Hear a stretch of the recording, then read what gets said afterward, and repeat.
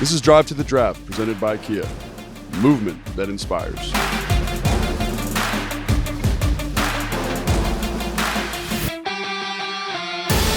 Logan Pauslen here with Trevor Sikkema, the host of the PFF NFL Stock Exchange podcast. You nailed it. Nailed it. That was a tough one. But really excited to have you here because you are the draft kind of expert for PFF. Thank you. Yeah. Myself and Mike Renner, Mike who also Renner does does a the great draft job. guide. I mean, like that, he does such a great job with the draft guide and everything. But I'd like to consider myself a little bit of an expert, or at least somebody who knows a thing or two. I said it. You didn't say it. I'll take it. You're an expert in my eyes. Okay, I appreciate it. So let's talk about the first round, specifically the pick at 16 for Washington. Obviously, there's O-lineman available. There's DB. What are your thoughts on what they should do there at 16? No, I mean, I think those are the two big positions, right? As I'm kind of going through writing mock drafts and reading mock drafts from other people, that's where they always gravitate towards. And those are two important positions, right? O-line is traditionally seen as a premium position. Yeah. Corner, I think, depending on what team you ask, they also would consider that cornerback spot a premium position. So anytime you have needs there, it's a really big deal. But the good thing is for them, where they're picking in the middle of the first round, there's going to be a plethora of guys to choose from. I mean, they could even have their chance at choosing one of those top three offensive linemen that everybody talks about: Peter Skarronski, Broderick Jones, Paris Johnson Jr. Like, I think it is realistic that could happen. Now, I see a lot more mock drafts that have those guys off the board before 16, but still, you got guys like Darnell Wright from Tennessee, Anton Harrison from Oklahoma. Those players, I think, are really solid O-linemen who may not get as much love as those top three guys, but certainly could be a solid pick for them there. And then the cornerback class, I mean, that's the strength of the 2023 NFL draft. I mean, you're going to be able to get a really good corner in the first round if you want one, but you could even get a starter in the second round and after the first round too. So that kind of brings me to my next question. If those top three tackles are off, and assuming Washington has a high evaluation on them, is it advantageous to trade back, right? Because the cornerback depth, because those other O-linemen probably won't be picked till late in the first round anyway. Sure. Yeah, I mean, if you got good intel on what the rest of the league is doing, if you've got a good feel on that to say like, we're not sure if these guys are really going to get sniped from us if we move too far back, you can move from that spot in the middle of the first round, maybe early 20s, mid-20s. You don't want to get too far beyond that, because then you start getting into those really good teams that are looking for those gems that are coming down a little bit. You also don't want to go too far down in the first round, because then you start to get those teams at the top of the second round who think about moving up. Then they could complete a really great draft class, right? So, but I do think that trading down should be on the table for them. They should have the phones open, really figure out if it's a good deal to move back. But yeah, if those top three offensive tackles are off the board and that's really where they want to go, there's no doubt about it that trading back, and then you even throw Cyrus Torrence in there from Florida, the top interior offensive lineman, right? I think that could be a sweet spot for him. And so at 48, obviously, if they do go O-line in the first round, who are some cornerbacks that you think are good fits for Washington, or do you just like in general? Yeah, I mean, there's a lot of good ones in this class. I mean, we've heard that Deonte Banks from Maryland could be a late first rounder, early second rounder, kind of a player, a top 50 guy for a lot of people. Doesn't have a ton of ball production with interceptions and takeaways, but man, the coverage skills are so good, especially the man coverage skills, right?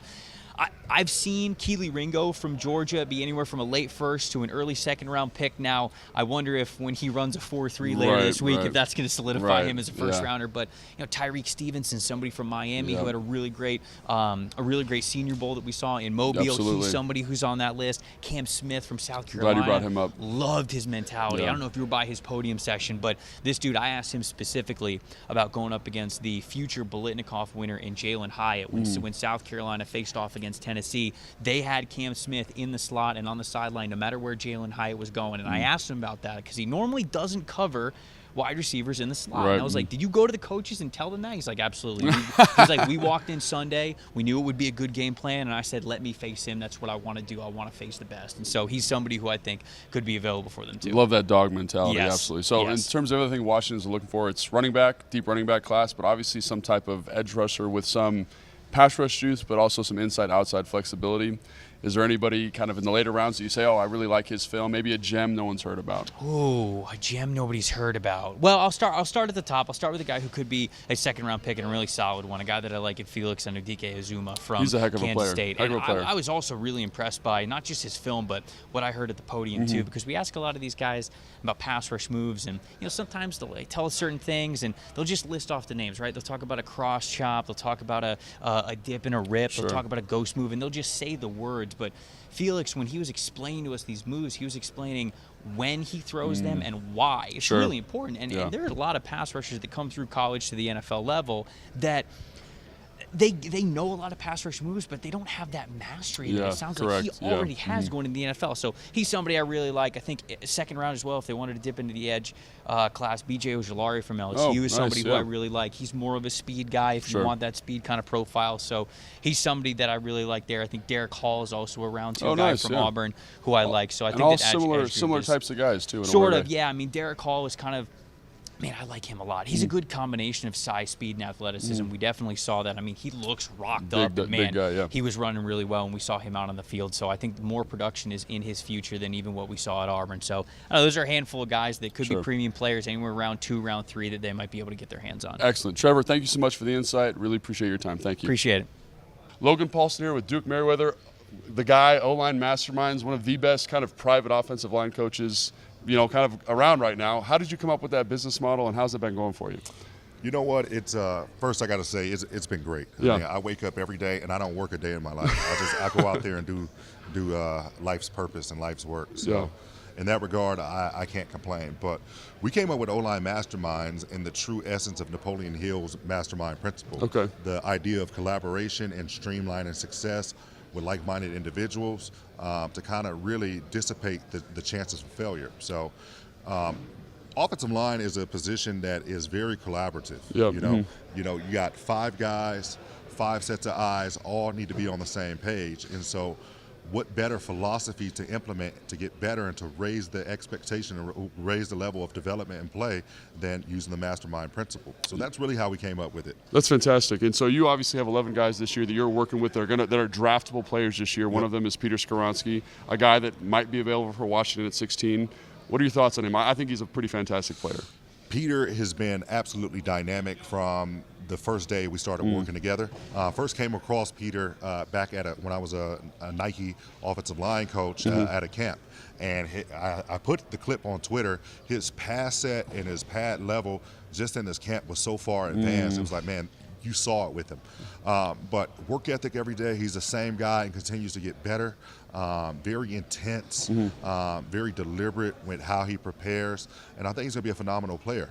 Whether people keep him at tackle or move him inside to guard, I think he's going to be able to have the mental capacity and then just the overall physical traits and then athletic ability along with the critical factors for the position to do it all. Yeah, I mean, you showed me before we started talking some of his footwork, and I've heard, you can overcome subpar length without standing foot speed, and he seems to have that in spades. Absolutely. You want to make sure that you're moving efficiently because at the end of the day, it's not so much about being able to be dominant every single play, but you want to always be in position to be able to recover in the NFL, as you know. Absolutely. So when you see those guys that are able to move efficiently and be within their frame, that can stay attached to blocks, those are the guys that end up having success no matter if they're playing on the edge or on the interior. So obviously you have Peter, but there's some other tackles and guards that are, I think pretty high caliber players. Is this going to be good for offensive line influx in the NFL, or do these guys still have a lot of growing to do, you think? You know what? There's going to be there's always a level of growing. You yes. know that you played in the league. And we see it every year. You get these guys that are touted as pro-ready, and physically, a lot of times they can be. Right. But it's everything that comes with it. The mental, the day in and day out. You got to be a self-regulator, a self-motivator, because it's a business. Sure. So, that transition leaves a lot of questions. Sure, of times, right. But there are some really good tackle and guard prospects out there that I think we're going to be able to come in, not only for Washington, but a lot of teams. And come in and make an impact. And this is something I've always kicked around. Is offensive line the toughest transition from college to the NFL? Absolutely. It is, because you got to realize that in any given conference, even in SEC a lot of times, you may play against 1 or 2 pro prospects on the D-line, every couple of weeks. Georgia, you got more. But on Sundays, everybody's a pro. Yeah, right. And especially in the NFC East, where now they're essentially bringing in 5 guys that can do it all. Sure. And then you got 6 guys that can do it all. Right. Washington's D-line is just absolutely stacked. Right. You got 9 guys on each defensive line unit that can cause different and difficult matchup situations for the offensive line. So you got to be locked in, and you got to be able to have some offensive linemen that could do some things to be able to combat those defensive lines that are really dynamic in the NFC East, especially. Absolutely, and we talked about Peter Skarronski, and a guy you don't work with is DeJuan Jones, but we're going to talk about him because he's an outlier. 36-inch arms. You don't see guys that big How does he translate, kind of being that very unique skill set? Yeah, you know what, Dewan is a very interesting prospect because he has done nothing but continue to get better. Right. You know, so I always look at that. I always look at, don't tell me what a guy can't do, what can he do? Right. And what he's able to do is stay in front of guys, stay attached to blocks. He recovers better than people give him credit for being a big physical guy. He moves well. He still moves. He moves well. He still moves well. You know, people compared him to Mekhi Becton. Yeah. I think Becton moved better. A better athlete, yep. Yeah, way better athlete, but Dewan is no slouch. So it'll be interesting to see. I think with a guy like Dewan, it's very simple in the approach. Yeah. You don't ask him to do too much. You let him be him. You let him be 6'8". You let him use that lane. Seriously. And you say, hey, listen, as long as you are where your feet are, let your feet win the block, you're going to be in a good situation to have success at pass pro, because we know run block is not going to be an issue for him. Absolutely. Such a big man. Duke, thank you so much for your insight. No problem. Really Thanks appreciate it. Yep.